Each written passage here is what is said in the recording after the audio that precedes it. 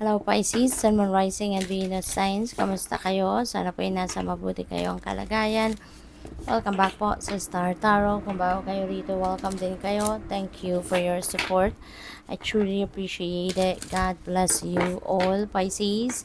Kung hindi pa po kayo nakakapag-subscribe, please subscribe po and please hit the notification bell para updated po kayo sa mga uploads natin. And just so you know, everyday naman po ako upload. So, paunang mensahe po ninyo is healing chaos. No? So, napakaganda nito. Kasi kung ano man ang gulo na nangyari sa buhay ninyo, ano man ang mga problema na nangyari sa buhay ninyo, that will be healed na. No? You are going to receive healing energy at maayos na. Ma-fix na kung ano man ang gulo rito, ano man yung hindi ninyo pagkakaintindihan with someone, maaring may reconciliation na, may pagbabati na, magbabago na. No? Magbabago na ang inyong sitwasyon dito, Pisces. So this is really beautiful. Kasi things are going to change for the better. Okay? With the community energy, maaring may mga tao sa paligid ninyo that are very supportive of you, very helpful of you, at yung mga taong ito, mga taong ito yung maaaring nakatulong sa inyo or makakatulong sa inyo na mag-heal ang gulong ito. Maaaring mapapag-usapan ninyo, no? Kasama sila, katulong sila, baka sila yung mga tao sa paligid ninyo din, no? Nagmamahal sa'yo, sila din yung makakatulong sa inyo para ma-fix, no, yung problema mo with someone else. Okay? So, your next message is focus. Ayan. So, maybe ang iba sa inyo dito, Pisces, distracted, no?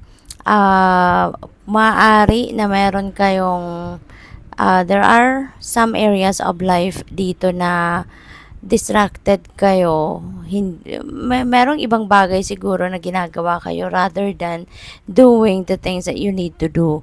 No? Kaya, if this message resonates with you, alam niyo yon kung alin yung mga area of life na maaaring nanineglect ninyo or baka hindi ninyo nabibigyan ng panahon or attention for whatever reason, no, Pisces? Kaya, feeling ko rito, you need to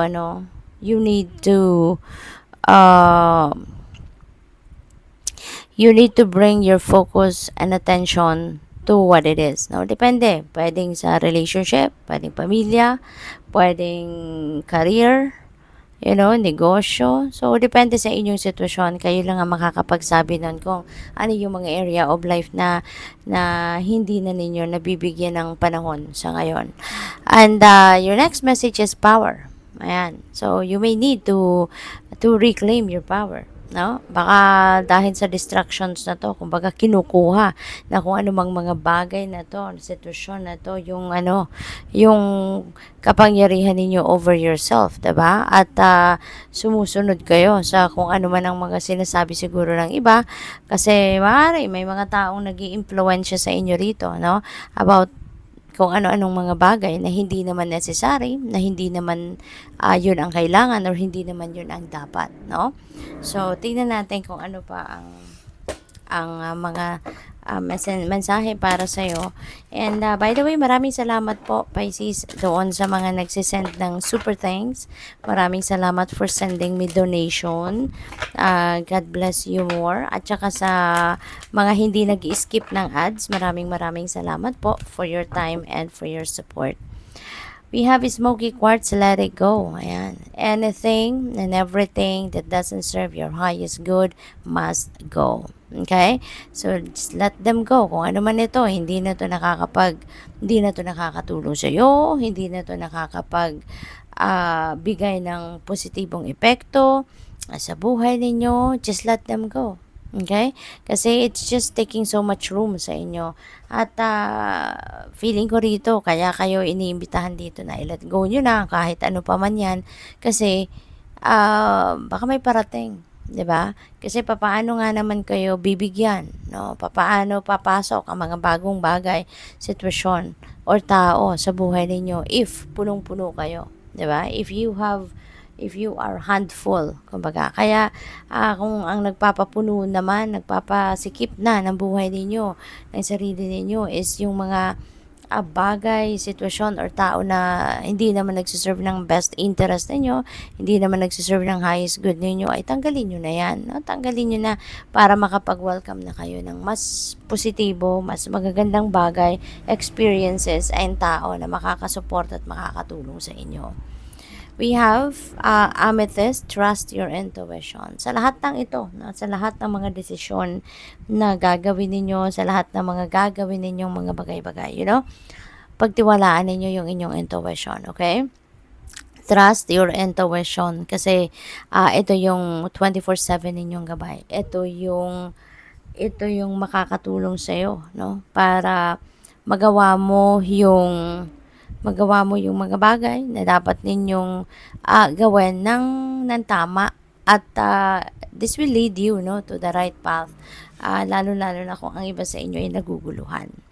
So, what else? We have Shangite, detox your life. Ayan na nga. Let go, detox your life. Kailangan na, Pisces, na linisin ninyo ang buhay ninyo. Linisin ninyo yung inyong sarili. Okay? Kasi, maaari na maraming mga negativity na nandiyan dyan sa buhay ninyo. Negative people, negative situations, negative things, no?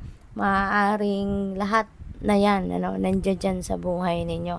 Kaya, kailangan na linisin nyo yan, alisin nyo na sa sarili ninyo yan para makapag-welcome kayo ng mas mga mabubuti, mas mga magagandang bagay, no? Sitwasyon, experiences sa buhay. Okay? Kasi if there is one negativity, no? Negative energy sa buhay ninyo, eventually, na manganganak yan, eventually mag-a-attract yan ng mas marami pang negativity, and that's not going to help you in any way na maging maganda at mas maayos ang buhay. Start fresh, ayan. So definitely you're going to start something new. There is going to be some change coming your way. Let it go, detox your life. Pag nagawa ninyo yan, 'di ba? Parang you're going to give yourself parang ang tawag dito, yung parang i-refresh ninyo, no? Parang pipindutin ninyo dito yung refresh button sa buhay ninyo, and you are going to start fresh. You are going to start something new in your life. So, tingnan natin kung ano pa ang mensahe para sa'yo, Pisces. We have strength. Ayan. You may need to activate your inner strength, no? Kasi dito sa pag-let go, sa pag-detox ng buhay ninyo, totoo, 'di ba? Lalo-lalo na kung mga tao yung kailangan ninyong tanggalin sa buhay ninyo. It's not easy to do that, no? It's not an easy task. Kaya kailangan ninyo na magpakatatag kayo, tibayan ninyo ang inyong loob para maalis na sa buhay ninyo ang mga dapat na alisin. Kasi totoo, no? Syempre, nakapag-develop kayo dyan ng relationship with those people, whether that is kaibigan or whether that is romantic relationship, iba talaga kapag nakapag-invest ka ng emotional stuff, 'di ba? Mahirap na i-let go 'yan. Pero kung kailangan, so kaya kailangan mong magpakatatag, no, para magawa mo 'yon for your best interest. We have the Tower. Ayan, mayroong pagbabago. This is sudden change talaga na mangyayari. May mga biglaang mangyayari dito na hindi mo inaasahan. May mga pangyayari dito that will overwhelm you. But you know what? Sa una lang yan, magkakaroon kayo ng discomfort. Sa una lang yan, medyo mahirap. Baka nakakapagod, nakaka-stress. But that's all in lang. No? That's all in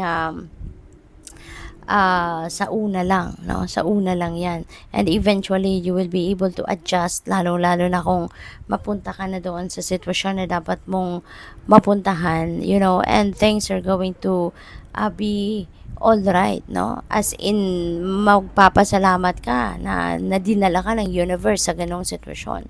At baka masabi mo pa na sana pala, 'di ba? Noon pa 'to nangyari. Sana pala ako nang gumawa nito noon pa, 'di ba? Yung ganon. Kasi dadalhin kayo nito sa kung saan kayo dapat mapunta. No, that is where your destiny is, kung saan kayo mapupunta, no? So, what else? We have Page of Swords. There are a lot of information coming your way. Maraming mga balita, impormasyon, no? Ang paparating. Maaaring yan ang mga bagay na kailangan ninyo talaga, ano, para makapag-desisyon kayo, or ito yung mga impormasyon na kailangan mo para masolve ang problema, or pwede rin, ano, na baka may mga chismis dito na pwedeng dumating sa inyo. Kaya, depende yan sa inyong sitwasyon. So, good luck. Thank you for watching. Love and light. Namaste.